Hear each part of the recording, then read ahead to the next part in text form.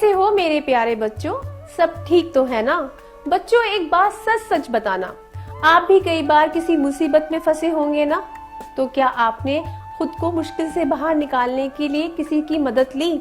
बच्चों अगर आप मुसीबत में हो तो आपको हमेशा अपनों से बड़ों की मदद लेनी चाहिए, क्योंकि साथ मिलकर किसी भी समस्या का हल ढूंढा जा सकता है और हम बड़ी से बड़ी मुसीबत से भी बाहर निकल सकते हैं।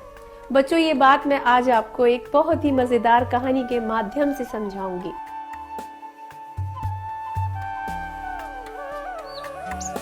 एक बार जंगल में एक पेड़ पर चिड़ा और चिड़िया रहते थे। एक दिन दोनों ने मिलकर पेड़ पर एक सुंदर घोंसला बनाया। जल्दी ही चिड़िया ने घोंसले में अंडे दिए। समय बीतता गया। चिड़ा और चिड़िया अंडों से बच्चे बाहर आने का इंतजार करने लगे। एक दिन की बात है, जंगल में बहुत तेज गर्मी पड़ रही थी। सारे जानवर गर्मी की वजह से परेशान घूम रहे थे। तभी वहां पर एक गुस्साया हुआ हाथी आया। वो गर्मी की वजह से भौंकलाया हुआ इधर उधर घूम रहा था।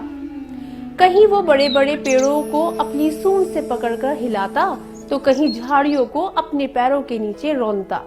हाथी जोर जोर से चिंगाड़े मार रहा था और छोटे छोटे जानवर उसका ये रौंद रूप देखकर डर रहे थे। अचानक हाथी ने उस पेड़ पर भी धावा बोल दिया जिस पर चिड़ा और चिड़िया का घोंसला था। उसने अपनी सूंड से वो शाखा ही तोड़ दी जिस पर चिड़िया ने घोंसला बनाया था। घोंसला टूटकर जमीन पर गिर गया और चिड़िया के अंडे भी टूटकर चकनाचूर हो गए। बेचारा चिड़ा और चिड़िया अपने बच्चों को याद करके रोने लगे। तभी वहां पर एक कठफोड़वा आया। उसने चिड़िया को रोते हुए देखा। चिड़िया से रोने का कारण पूछा। चिड़िया गुस्से में बोली, मेरे सारे बच्चे मारे गए। उस दुष्ट हाथी ने पेड़ पर हमला किया और सब खत्म हो गया। क्या तुम उससे बदला लेने में मेरी मदद कर सकते हो? मैं उसे मारना चाहती हूँ। कठफोड़वे से चिड़िया का दुख देखा नहीं गया। उसने निश्चय किया कि वो चिड़िया की मदद करेगा। चिड़िया और कठफोड़वा मिलकर हाथी मारने के लिए कोई तरकीब सोचने लगे।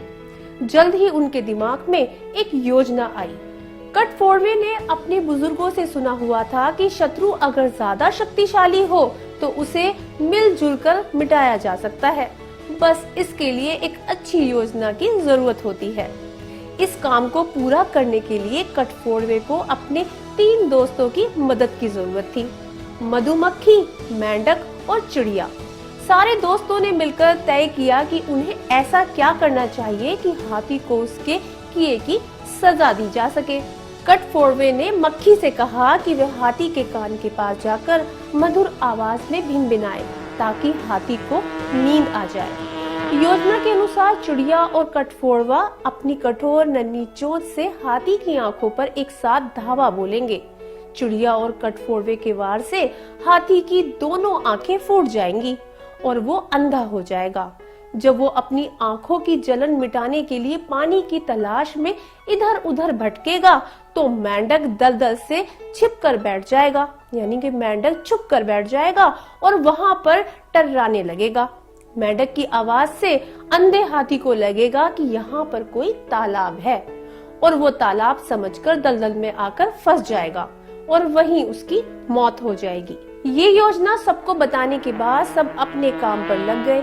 मक्खी ने हाथी के कान के पास भिनभिनाना शुरू कर दिया जिससे हाथी की आंख लग गई। फिर चिड़िया और कठफोड़वे ने अपने काम किया और अपनी चोंच से वार करके हाथी की आंखें फोड़ दी।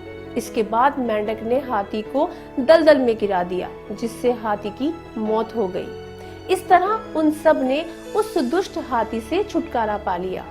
चिड़ा और चिड़िया के बच्चे तो वापस नहीं आ सके, लेकिन इन छोटे छोटे जानवरों और पक्षियों की सूझबूझ से जंगल के बाकी जानवरों को भी दुष्ट हाथी से छुटकारा मिल गया। इस घटना के बाद जंगल में रहने वाले पक्षी यानी कि सारे पक्षी और जानवरों ने इन नन्हे जानवरों को धन्यवाद दिया। बच्चों कैसी लगी आपको ये कहानी? थी ना बहुत ही मजेदार? तो समझ गए ना बच्चों, हमें कभी भी किसी को बेवजह परेशान नहीं करना चाहिए और मुसीबत के समय मिलजुल कर काम करना चाहिए, क्योंकि मिलजुल कर काम करने से आप बड़ी से बड़ी मुसीबत को भी हरा सकते हैं। जिस तरह चिड़िया और जंगल के बाकी सारे जानवरों ने मिलकर हाथी को हरा दिया। तो दोस्तों और मेरे प्यारे बच्चों, अपना ख्याल रखो और खूब सारा पढ़ो।